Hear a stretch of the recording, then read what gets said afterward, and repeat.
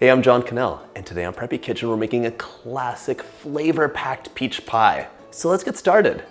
First off, you'll want 3 pounds of peaches, and you might notice that I have 2 rounds of pie dough here. This is my favorite pie dough recipe from the blog. There's a link in the description box below. You also want to set your oven to 425 so it is nice and hot. This pie comes together really quickly. And of course, my pie crusts are warming up on the counter while we do our prep work. So these peaches need to be peeled. We're gonna score the bottom.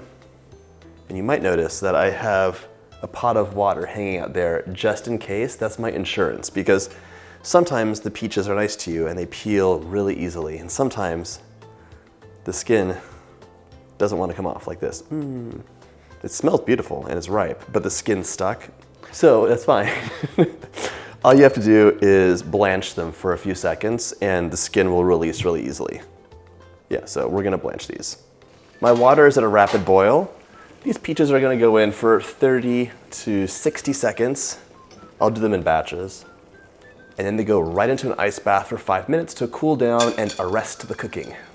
I'm making this pie when peaches are in season and these are so delicious. If you do not have fresh peaches, you can use frozen, but thaw completely, drain the liquid, and I would pat them dry a bit. Otherwise, your peach pie will be quite soggy. This peels much more easily now.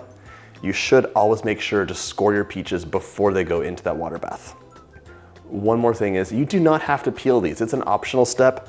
The skin provides some texture, which you might not like, but it will melt into the filling, and it gives you a lovely pink color too, so kind of up to you. You can see the skin releases so nicely now, quite satisfying. All skinned, now we're going to cut these in half. By the way, if you like my videos, go ahead and hit that subscribe button. There's 2 new recipes every single week, as well as shorts, and always something delicious on the horizon. As you go, transfer your slices into a bowl and keep at it until they're all done. Just real talk, most of my peaches are not separating. This can happen to you quite often, even if they are ripe. So just pretend it's a mango and carefully cut away from the pit. Try and get as much of the peach flesh as possible, and then slice this into 1/2-inch thick slices.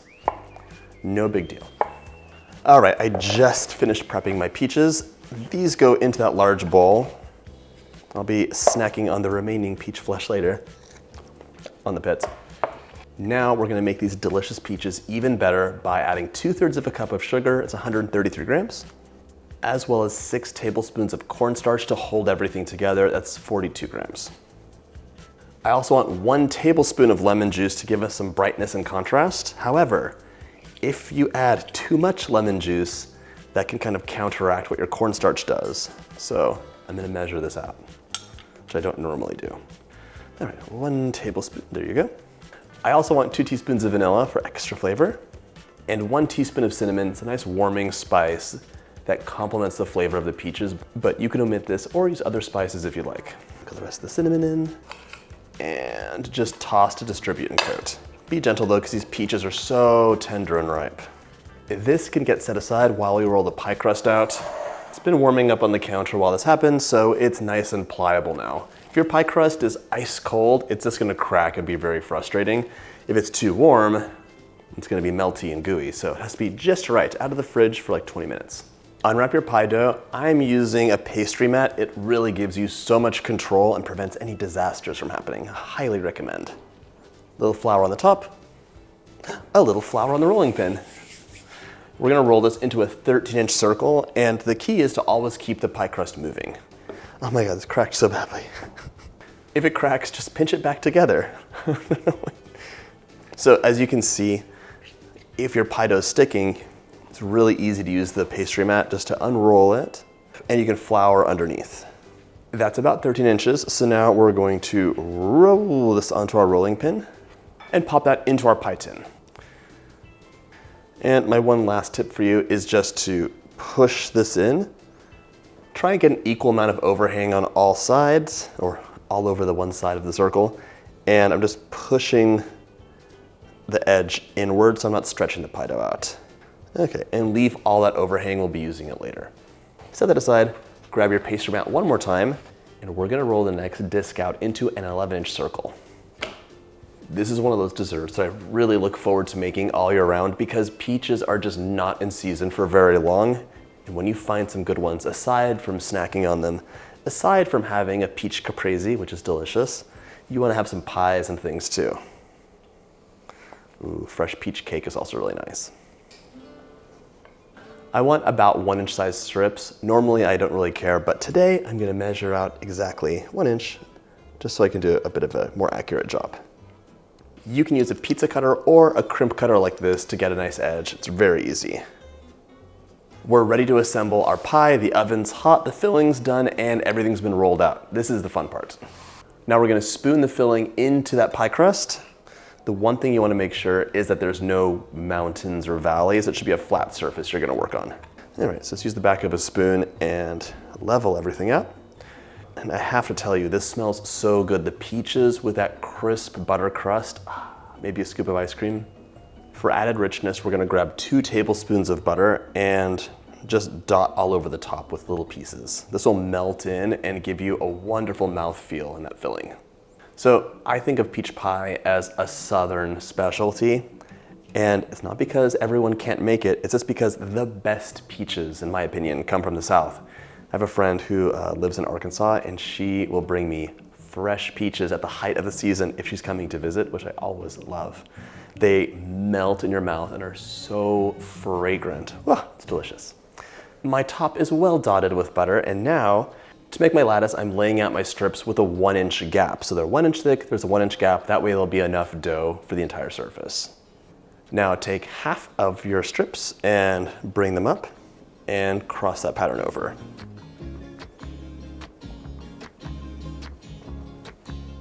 My last strip's going on. And there we have a beautiful and really easy lattice. Now we're gonna trim so we have 1 inch of overhang and do some beautiful folds, just like that. This will give the edge a bit more strength and everything's gonna be really held together well. Your pie dough can be delicate at this point, so take your time, don't rush, and don't worry if something falls apart, it's not a big deal. Pretty nice. Now I'm gonna use my thumb and 2 fingers just to give it a nice crimp. For the most beautiful pie, we're gonna have a golden crust, and you can only get that with an egg wash. So 1 egg and a teaspoon of water in a small bowl, and just mix it up. Now we're gonna brush all over the pastry with that egg wash. It's gonna make it golden and glossy, but it's also gonna be glue for a little bit of sugar at the end for some sparkle and crunch. You do have to check that you haven't missed a bit, so look for the non-glossy parts and add some egg wash there. Okay, before this goes into the oven, grab some sugar. I'm using sanding sugar, which is bigger and more sparkly, and just sprinkle that over the top.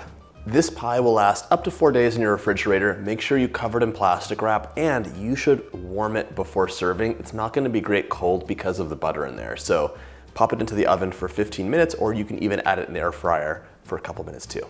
You can't just pop this into the oven. If you did, you would be so sad to spend all that time and have it be burnt. So grab a baking sheet, your pie goes on here. Grab a length of aluminum foil, and we're gonna tent the pie crust. This is just loosely covering the edge, like this. Then you create a little dome. This is a shield because the pie takes a while to bake, but if the edge wasn't protected, it would be burnt to a cinder by the time the center was bubbling and golden. So with our protection in place, our pie is ready to go into the oven, 425 for 20 minutes, then reduce temperature to 375 and bake an additional 40 to 50 minutes or until it is bubbling and golden all over. Keep an eye on your pie though. If it starts to brown too quickly, just cover the whole thing in foil and that'll protect the rest of the pie crust. In you go. Once chilled, give it a slice, and just like that, you're ready to enjoy. Perfectly sweet peaches with that crisp butter crust. It's just a summery, amazing dessert that you have to try. I hope you get a chance to make this recipe, and if you like this video, check out my summer dessert playlist.